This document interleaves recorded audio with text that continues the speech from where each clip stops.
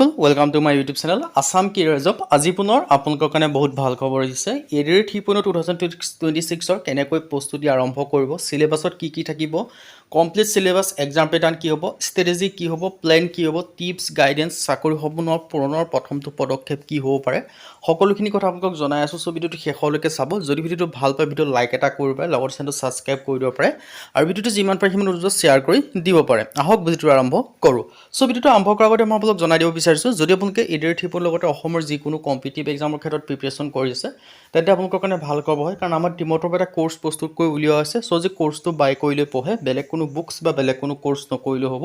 এইখিনি পঢ়িলে আপোনালোকৰ কাৰণে সাফিসিয়েন্ট হ'ব আৰু যেটো কোৰ্সটো আপোনালোকৰ সুবিধা হ'ব বৰ্তমান আপোনালোকৰ কাৰণে 50% অফাৰ দি থকা হৈছে আৰু অফাৰটো অতি সোনকালে শেষ হ'বলৈ গৈ আছে লিমিটেড টাইম অফাৰ সো যিমান পাৰ সিমান গলে কোৰ্সটো বাই কৰি লক সো কেনেকৈ বাই কৰিব বাই কৰিবৰ কাৰণে যেটো আমাৰ WhatsApp নম্বৰ আপোনালোকে স্ক্ৰিনত দেখিব পাৰিছে 9181267278 আপোনালোকে WhatsApp জাস্ট হাই বুলি মেছেজ কৰিলে কোৰ্সটো বাই কৰি লব পাৰিব আৰু যেটো কোৰ্স 2026-27 বৰ্ষৰ যেটো নতুন এক্সাম প্যাটাৰ্ন যেটো নতুন সিলেবাস তাৰ ওপৰত ডিপেন্ড কৰি বনোৱা হৈছে সো একেবাৰে লেটেস্ট কোৰ্স সো সোনকালে গৈ বাই কৰি লব পাৰে সো এটা মই ডিটেইলছত আপোনালোকক জনাই দিব বিচাৰিছো এই কোৰ্সৰ ওপৰত কি লাভ কৰিব পাৰিব কোৰ্সটো কি হয় এডিআৰ 3.0 মাষ্টাৰ কোৰ্স দেখিব পাৰিছে 2026 এণ্ড 2027 এডিআৰ 3.0 ক্ষেত্ৰত মাষ্টাৰ কোৰ্স 2026-27 বৰ্ষৰ ক্ষেত্ৰত গ্ৰেড 3 আৰু গ্ৰেড 4 দুইটাৰ কাৰণে পাৰিব ইয়াৰ আপোনালোকে বিশেষকৈ লাভ কৰিব পাৰিব 10000 plus question with answer 10000 plus প্ৰশ্ন উত্তৰ লাভ কৰিব পাৰিব অসমীয়া আৰু ইংৰাজী মিডিয়াম আসামিজ আৰু ইংলিশ মিডিয়াম দুইটা মিডিয়ামতে আপোনালোকে উপলব্ধ পাব কমপ্লিট A to Z টপিকৰ কভাৰেজ আছে 2026-27 বৰ্ষৰ সিলেবাসৰ আপডেটেড সিলেবাসৰ ওপৰত ডিপেন্ড কৰি বনোৱা হৈছে প্ৰিভিয়াছ ইয়াৰ কোৱেশ্চন পেপাৰ পাব উইথ মক টেষ্টৰ সৈতে লগতে আপোনালোকে ইয়াত কি সাবজেক্ট পাব সোশ্যাল ষ্টাডি পাব সোশ্যাল ষ্টাডি ক্ষেত্ৰত হিষ্ট্ৰি হওক পলিটি হওক ইকোনমি হওক জিওগ্ৰাফি হওক আসাম ৰিলেটেড পাব ইণ্ডিয়া ৰিলেটেড পাব ওৱৰ্ল্ড ৰিলেটেড পাব সো সকলোখিনি ভাগ কৰি লাভ কৰিব পাৰিব তাৰ পিছত আপোনালোকে জেনাৰেল নলেজ পাব জেনাৰেল নলেজৰ ক্ষেত্ৰত কাৰেন্ট এফেয়াৰ্স ইনক্লুডিং আছে ম্যাথমেটিক্স পাব ৰিজনিং পাব ইংলিশ গ্ৰামাৰ পাব সো সকলোখিনি আছে অল সাবজেক্ট আছে কমপ্লিট সিলেবাস কভাৰ আছে আৰু লগতে যেখিনি যে ভালদৰে পঢ়ে আপোনালোকে নিশ্চয় সিলেকশন সমূহ লাভ কৰিব পাৰিব আৰু এইখিনি বাই কৰিলে পঢ়া পিছত বেলেগ কোনো বুকস বা বেলেগ কোনো কোৰ্স নকৰিলেও বা বেলেগ বুকস আপোনালোকে কোনো পঢ়া কথা নাহে এইখিনি যদি আপোনালোকে ভালদৰে পঢ়ে আপোনালোকৰ কাৰণে সাফিসিয়েন্ট হ'ব আৰু যেটো কোৰ্সটো আপোনালোকৰ সুবিধা হ'ব বৰ্তমান 50% অফাৰটো চলি আছে সো সোনকালে কৈ বাই কৰিলে বাই কৰিবৰ কাৰণে WhatsApp জাস্ট হাই বুলি মেছেজ কৰিলে হৈ যাব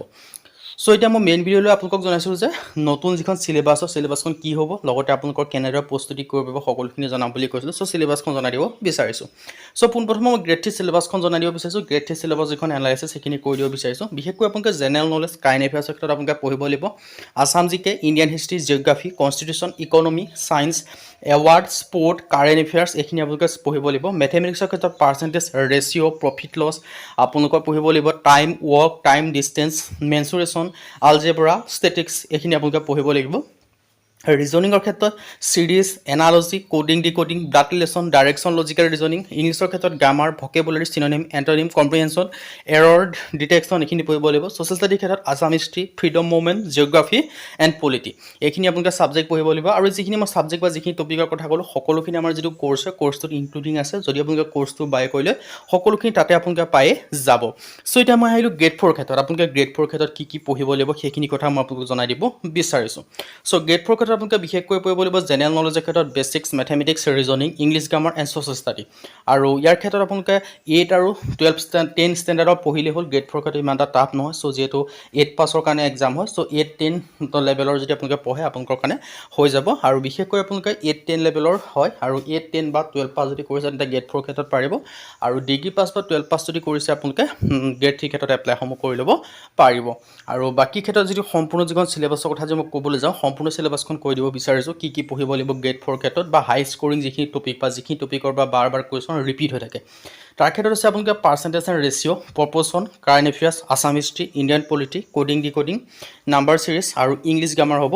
আৰু প্ৰিপাৰেচন ষ্ট্ৰেটেজি কথা যি কম ফোকাস অন ম্যাথমেটিক্সত আপোনালোকে ফোকাস কৰিব লাগিব ৰিজনিংত ফোকাস কৰিব লাগিব কাৰেন্ট এফেয়াৰ্স ডেইলি চাব লাগিব প্ৰেক্টিস কৰিব লাগিব মক টেষ্টৰ ক্ষেত্ৰত আৰু যিখিনি কথা ক'লো মক টেষ্টৰ পৰা আদি কৰি সকলোখিনি আমাৰ যেটো কোৰ্সটোৰ লগত ইনক্লুডিং আছে মক টেষ্টৰ পৰা আদি কৰি A to Z আপোনালোকে কমপ্লিট সিলেবাস লাভ কৰিব পাৰিব যদি আপোনালোকে ইন্টাৰেস্টেড হয় আপোনালোকে কোৰ্সটো বাই কৰিব পাৰিব কিয়নো যদি আপোনালোকে নটিফিকেশ্যন অহালৈ অপেক্ষা কৰিছে তেন্তে আপোনালোকে কেতিয়াও চিলেকশ্যনসমূহ লাভ কৰিব নোৱাৰিব। চ' এতিয়াৰ পৰাই ভালদৰে পঢ়িব লাগিব। চ' এতিয়াৰ পৰাই ভালদৰে পঢ়িবৰ কাৰণে আমাৰ যিটো কোৰ্চ আছে কোৰ্চটো সোনকালে গৈ বাই কৰিলে পঢ়া শুনা আৰম্ভ কৰিব পাৰিব আৰু